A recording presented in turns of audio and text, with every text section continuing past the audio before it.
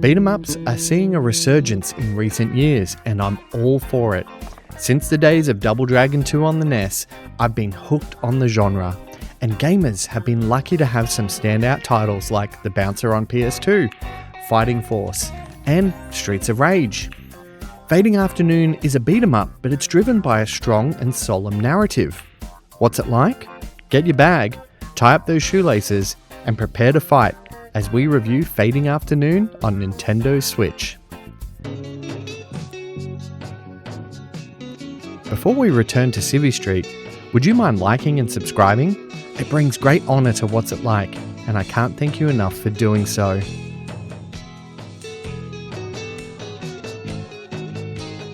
Fading Afternoon follows recent parolee Seiji, who returns to the world after a stint in prison to find his Yakuza family in tatters and the world around him changed.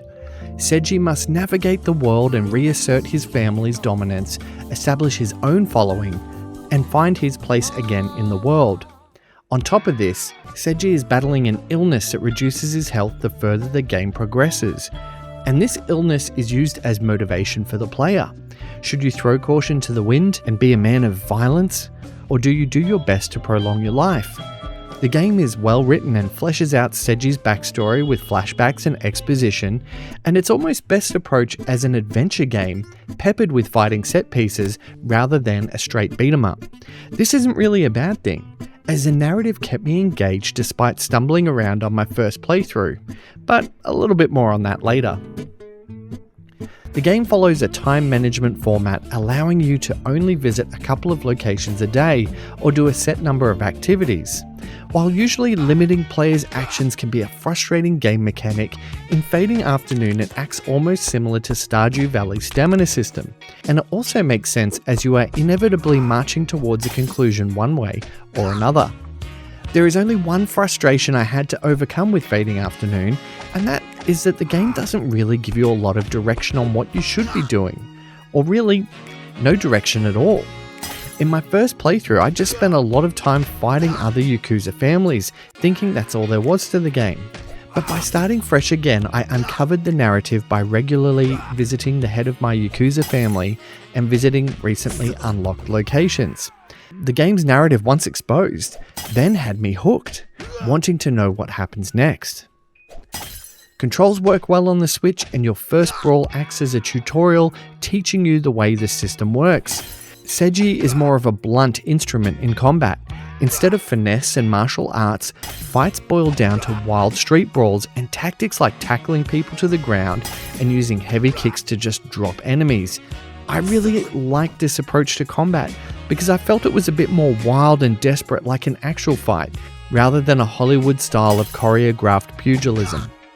You can knock people out, counter attacks and break limbs, disarm sword-wielding Yakuzas, or just straight up bring a gun to a knife fight and start blasting.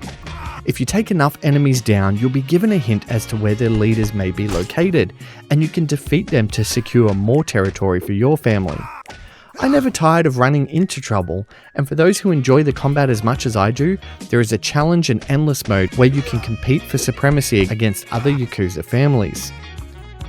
The art direction of Fading Afternoon is incredibly done. Its amazing pixel sprites are brought to life by superb animation.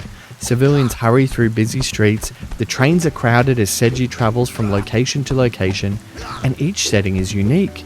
There's something beautiful and tragic about the way the game's time moves forward, knowing that Seiji has accepted his fate, and the passing of time indicates the inevitability of his situation.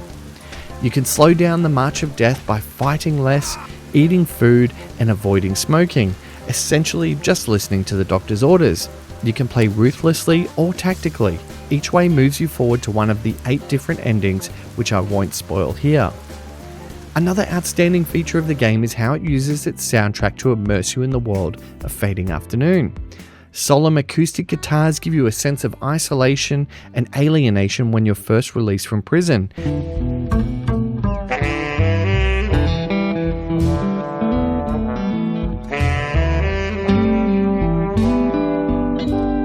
And the jazz vibe in other places is a great companion when wandering the streets.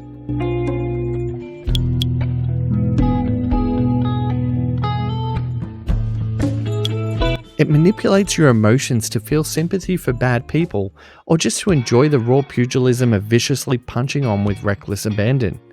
There is a caveat, however, as the music doesn't seem to change depending on your situation, meaning sometimes you are fighting for your life to the tune of a laid-back jazz bar vibe. It doesn't really ruin the game, but it's just something you notice when the action gets a bit heavy. At $30 Australian, Fading Afternoon is a great experience deserving of multiple playthroughs, encouraging you to get the best ending. For my vision-impaired Yakuza, there are no accessibility options, and despite the bright colour palette in most areas, I recommend further research to find out if Fading Afternoon is for you.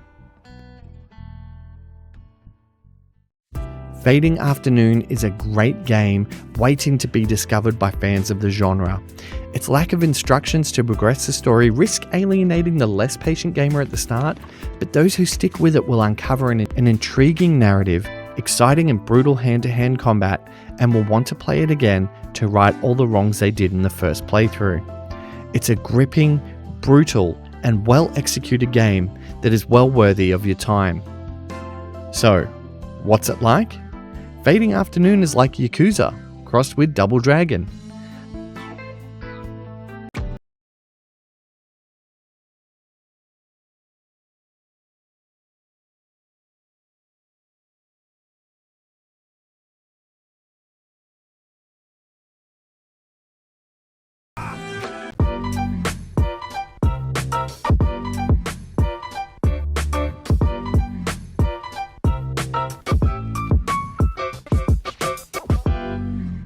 Thanks so much for watching my video. I hope you enjoyed it. The best way you can support me is to like and subscribe and continue watching my content if you enjoy it. But if you do want to go that bit extra, you can buy me a coffee or join our Patreon, which shows you behind the scenes of this channel.